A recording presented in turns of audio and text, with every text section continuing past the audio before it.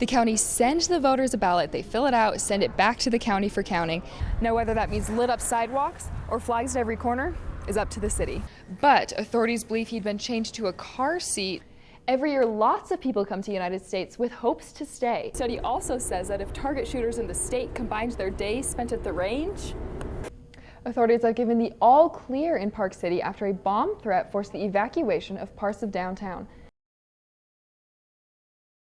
11 News reporter Morgan Miller is live in the newsroom. She dug through the details. So what does the report say? Well, it's 214 pages long, so it says a lot. The House committee found, among other things, that Swallow was using his office to benefit himself and his supporters rather than the people he actually represented. The Utah State House of Representatives has been investigating John Swallow for political corruption for months, and they finally released their report showing that he abused his power. It started in 2009 when the state appointed Swallow as Deputy Chief Attorney General and continued until he resigned as the Attorney General in late 2013. The report found that he traded political favors for campaign contributions while serving in the state's highest law office. The investigation committee says that he sold his office by inviting and accepting money in exchange for special treatment and favors. The report also claims that Swallow destroyed evidence that could prove his guilt. Swallow met a wealthy businessman named Jeremy Johnson at the Orem Krispy Kreme in what investigators are calling the Krispy Kreme meeting. The federal government was investigating Johnson for fraud at the time. I was concerned that Jeremy Johnson might try to create a false reality. In spite of that, Swallow took Johnson's advice to delete suspicious emails and buy a prepaid cell phone so that he could continue his illegal political activities and under-the-table campaign financing. The House committee says that Swallow's acts have undermined people's faith in justice and in the state's ability to separate money from power. The report also accuses Swallow of taking campaign donations from payday loan centers and then hiding the evidence of the money to cover up his political favors.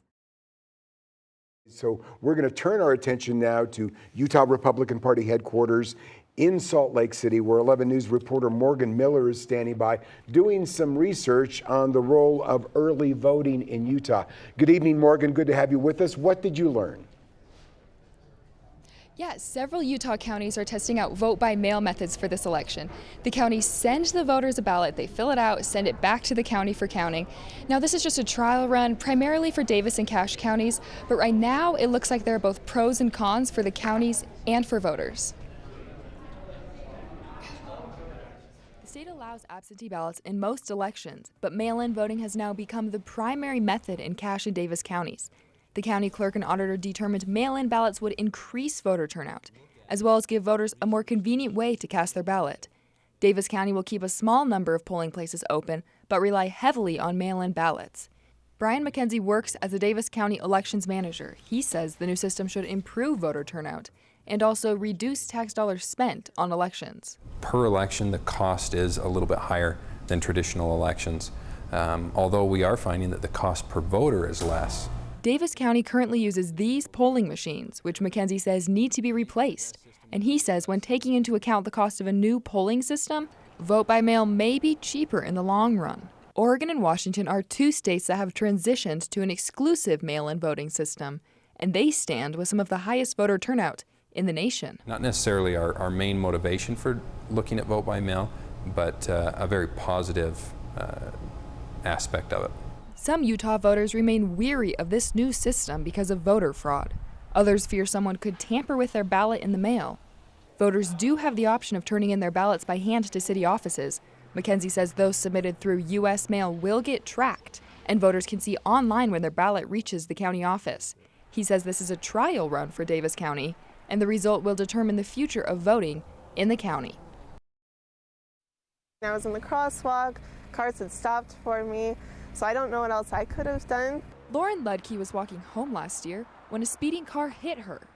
I mean, my back broke, so I'll have pain probably for the rest of my life. Ludke isn't the only wounded walker. She's one of many. In just the past 2 months, Provo has seen 3 serious pedestrian car accidents. And Provo police say distractions play the leading role in many of these tragedies. Don't be fiddling with your phone. Don't be talking to your kids. Be focused on everything that's in front of you because you're responsible for it. Sia Fanua says the responsibility is split 50-50 between drivers and walkers, but pedestrians should unplug their headphones and stay alert, because as Ludke knows, the person not in a car will always lose. Many Provo pedestrians, like Ludke, say that crosswalks aren't safe enough for them, but police say they don't plan to make any changes soon.